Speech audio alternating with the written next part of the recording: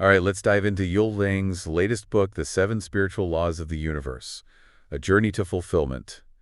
And, I know her from her children's books, so this is a bit of a shift for her. Yeah, definitely a new direction. I mean, she has like over 40 books under her belt, and now it's all about these universal laws. Right, and how we can actually use them, like in our everyday lives, not just like a theory. Yeah, exactly. Like, how can we actually, encounter these laws, not just read about them? Yeah, and it's interesting how she brings in her own kind of, global background, born in Germany, lived in the U.S., now she's on this Greek island. Dassos, yeah, it's like her own life is a journey of seeking, which kind of fits with the book's whole theme. Totally. And she's all about tapping into our own strength, that fabulous power within, and how much more we can achieve when we, align with these laws. But it's not about quick fixes, right? No, it's more about, getting in sync with how the universe actually works so we can have more abundance, more joy. So it's a journey, not a destination. Exactly. Are you ready to dive in and see what she's got for us? Absolutely. Let's unpack it. Okay, so right off the bat, the book starts with this big idea. True success isn't just the external stuff.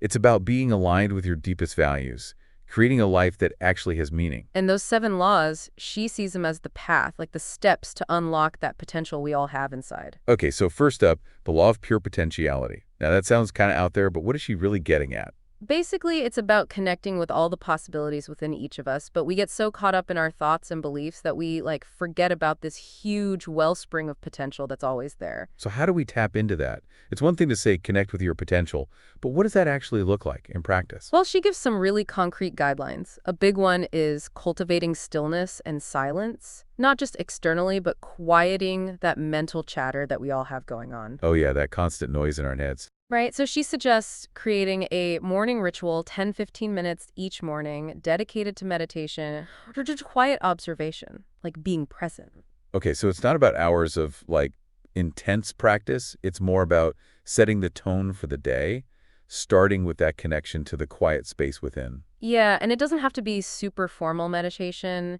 Even just sitting quietly, like noticing nature, can be a form of meditation too. I like that because that feels very accessible. So connecting with nature is a big thing for her. Oh, yeah, she emphasizes that a lot. It's like nature becomes this mirror reflecting this idea of infinite potential. Wow, I could see how that would be powerful, especially first thing in the morning. But it's not just about morning rituals. She also talks about weaving in these mindful moments throughout the day. So like little pauses to reconnect even when things are busy. Exactly. Just brief moments to close your eyes, take some deep breaths, come back to that inner stillness, even in the middle of chaos. Okay, so morning rituals, nature, mindful moments. It's starting to feel almost like building blocks to tap into that potential. Right? It's not overwhelming. It's about taking small steps. And what about journaling? I know a lot of people find that helpful for self-reflection. She sees journaling as a crucial tool for connecting with your inner wisdom. It's like having a conversation with your deeper self, getting those thoughts and feelings out on paper. So it's not just about venting, it's about tapping into that wellspring of potential we were talking about. Exactly. It's about clarifying your thoughts, your dreams, and getting in touch with that potential that's always been there. Okay, so we've got some concrete things to try for connecting with this law of pure potentiality.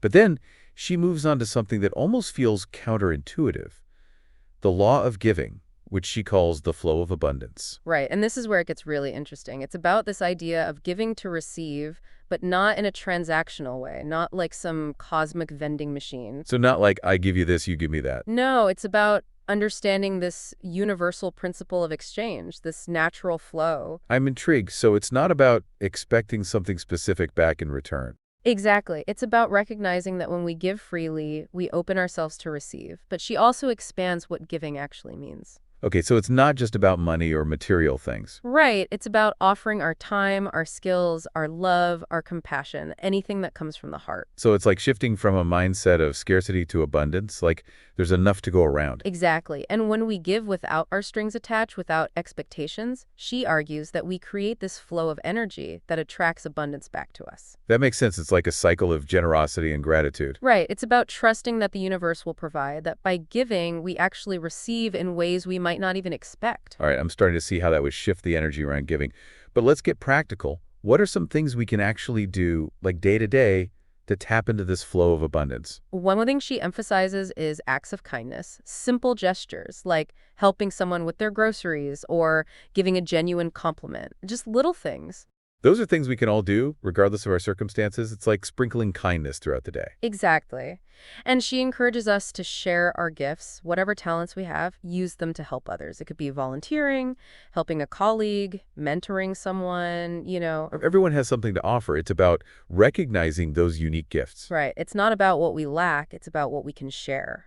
I like that. It's a nice shift in perspective. And then there's gratitude, something we often forget about in the busyness of life, Yeah, she stresses that a lot. A simple thank you or keeping a gratitude journal. It's about shifting our focus from what we don't have to what we do have. which can be so powerful, that shift in focus. It changes everything, and it doesn't have to be big things, just appreciating the little moments. So we've got these beautiful practices for giving and receiving, but of course we can't ignore the law of karma. What goes around comes around. Right, the law of cause and effect. But it's not about punishment, it's about understanding that every action has a consequence. What we put out into the world comes back to us.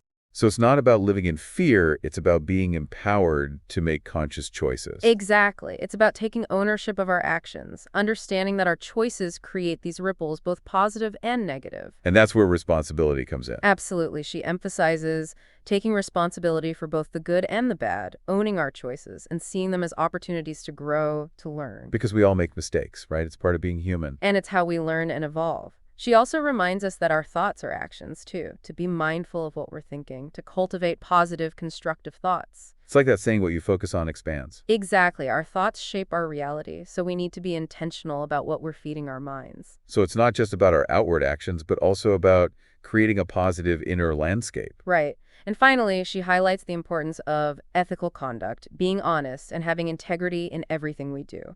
That alignment with our moral compass creates a ripple effect of positive karma. So the law of karma is really about conscious living, understanding the power of our choices, and creating a life that's aligned with our values. But then she throws in this idea of the law of least effort, which sounds kind of contradictory. Like, we're often told success takes hard work and struggle. Right. But what she's saying is that when we're truly aligned with the universe, things flow effortlessly. It's not about forcing things, it's about finding that sweet spot where our actions are in sync with the natural rhythm of life. So it's not about being passive, it's about finding that flow state where things just work. Exactly. And one of the most powerful things she suggests is simply accepting the present moment without judgment, allowing things to be as they are, not resisting what is. Oh, that's easier said than done. It definitely takes practice, but that's where the magic happens. When we release that resistance, we open ourselves to a much smoother path. So it's about surrendering to the flow rather than trying to control everything. Exactly. And it's not about giving up on our goals. It's about trusting that things will unfold as they should, even if it's not exactly according to our plan. So it's about choosing our battles, not wasting energy on things we can't control. Right. And when we let go of that need for control, we can start to see the path of least resistance. She suggests that when we face a challenge, look for the most effortless, harmonious solution. So it's not about giving up, it's about finding solutions that flow with ease, that feel aligned. Exactly. And finally, she emphasizes being present, focusing on the now, not dwelling on the past or worrying about the future. The only moment we truly have power over is this one. So much wisdom packed into this law of least effort. It's like a reminder to surrender, to trust, to find that sweet spot where effortlessness meets achievement. What a great place to end part one.